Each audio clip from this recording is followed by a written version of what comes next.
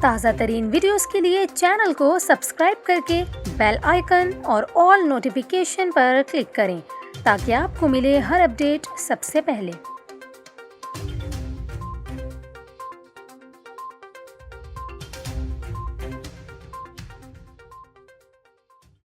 السلام علیکم ناظرین، اس ویڈیو میں ہم آپ کو کراچی کے موسم کے حوالے سے اپڈیٹ کریں گے۔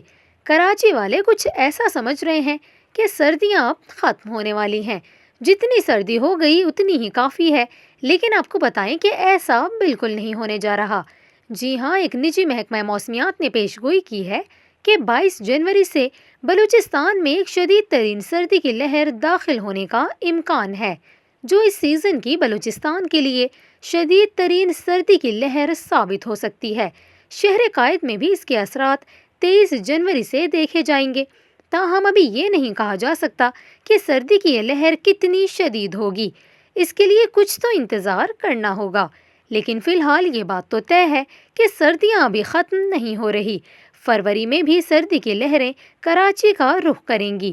یہ بھی بتایا جا رہا ہے کہ 22 سے 25 جنوری کے دوران خیبر پختونخوا، کشمیر، گلگت بلتستان، اسلام آباد اور شمالی پنجاب کے مختلف علاقوں میں بارش اور پہاڑوں پر برف باری متوقع ہے۔